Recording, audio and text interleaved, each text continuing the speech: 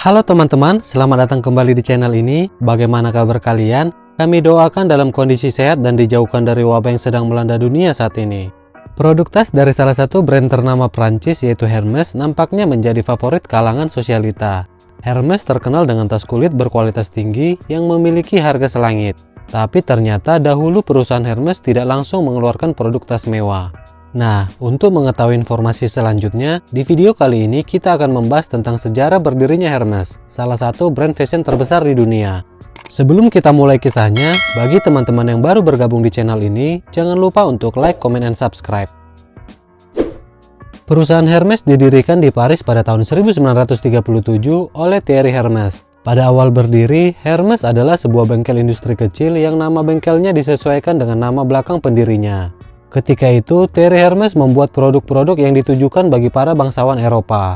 Produk yang ia buat ketika itu yaitu sepatu, tali kekang, dan juga pelana untuk kuda para bangsawan. Itulah mengapa Hermes menggunakan gambar kereta kuda sebagai logonya dan masih digunakan hingga saat ini. Kualitas produk Hermes sejak dulu memang tidak diragukan lagi. Pada masa itu, Hermes berhasil mendapatkan beberapa penghargaan. Salah satunya yaitu First Class Medal of the Explosion of Paris. Perjalanan Thierry Hermes dalam mengembangkan bisnisnya tak berlangsung lama, karena ia wafat di tahun 1878 dan digantikan oleh putra keduanya Carles Emile. Di bawah kendali Carles Emile, bengkel industri warisan ayahnya berkembang pesat. Pada tahun 1900, perusahaan mulai menawarkan tas yang dirancang khusus untuk pengendara kuda, yang ditujukan untuk membawa pelana mereka. Tas ini diberi nama Haute Courage. Ini adalah tas tertua yang diproduksi oleh Hermes. Tas ini dirancang khusus dengan bentuk trapesium yang menjadi cikal bakal tas tangan untuk fashion di kemudian hari.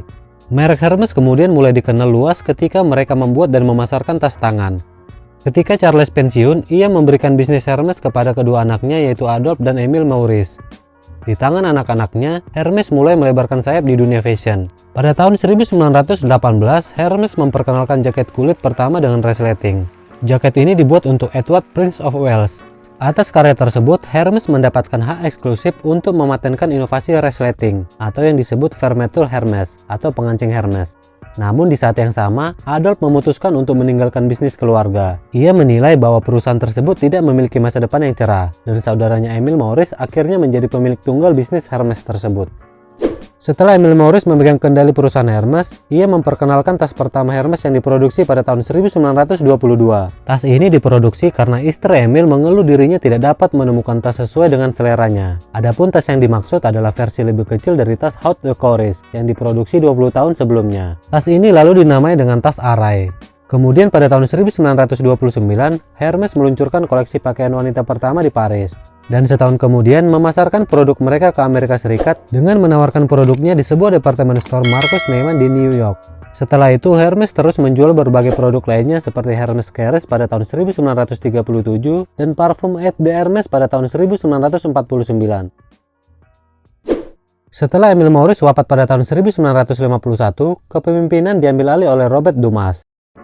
Dumas bukanlah anggota keluarga kandung, sehingga ketika bergabung, ia menjadi orang pertama yang bukan keturunan langsung dari Hermes.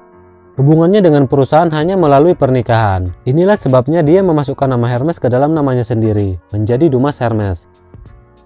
Dumas adalah kekuatan yang tangguh bagi perusahaan. Ia memperkenalkan tas tangan asli, perhiasan antik Hermes, dan aksesoris.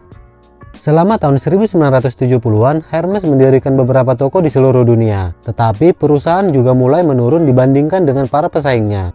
Pakar industri mengaitkan hasil ini dengan desakan Hermes yang tak henti-hentinya untuk hanya menggunakan bahan alami dalam produknya. Tidak seperti pesaing yang menggunakan bahan buatan. Untuk mengimbangi penurunan ini, Dumas mendatangkan dua desainer yaitu Eric Berger dan Bernard Sanz untuk membantu merombak koleksi pakaiannya. Mereka menambahkan item yang tidak biasa namun menarik, seperti jenis kulit burung unta dan jaket motor Python. Dengan facelift ini, penjualan tahunan naik dari 50 juta US dollar pada tahun 1978 menjadi 460 juta US dollar pada tahun 1990. Pada tahun 1993, Hermes go public di bursa saham Paris. Mereka juga merelokasi bengkel dan studi desain mereka di luar Paris. Dumas menjelaskan kepada majalah Forbes bahwa penjualan ekuitas perusahaan dimaksudkan untuk membantu mengurangi ketegangan antar anggota keluarga, memungkinkan beberapa orang untuk melikuidasi saham mereka tanpa bertengkar tentang penilaian saham di antara mereka sendiri. Bahkan dengan penawaran umum, keluarga Hermes masih mempertahankan mayoritas saham dengan total sekitar 80%, menempatkan Jean-Louis Dumas dan seluruh keluarga Hermes dalam daftar miliarder Forbes. Jean-Louis Dumas pensiun pada tahun 2006 setelah 20 tahun sebagai kepala perusahaan. Dia meninggalkan warisan yang dikenal karena pesonanya dan sebagai salah satu otoritas tertinggi Eropa dalam mode dan kemewahan. Sayangnya, ia meninggal pada tahun 2010 setelah lama menderita sakit. Patrick Thomas yang pernah bekerja dengan Jean-Louis Dumas pada tahun 2005 diangkat sebagai CEO menggantikan Dumas. Thomas menjadi anggota keluarga non-Hermes pertama yang mengepalai perusahaan. Hermes telah teruji oleh waktu dan memperkenalkan banyak tren mode yang paling banyak diburu dan dikoleksi oleh para kaum sosialita dunia. Baiklah teman-teman, sekian dulu video singkat kali ini. Terima kasih karena sudah menonton. Semoga informasi yang kami berikan dapat menambah wawasan teman-teman sekalian. Jika kalian menyukai video informatif seperti ini, dukung kami terus dengan cara like, comment, dan subscribe. Nyalakan juga loncengnya agar tidak ketinggalan informasi menarik lainnya. Stay healthy dan bye-bye!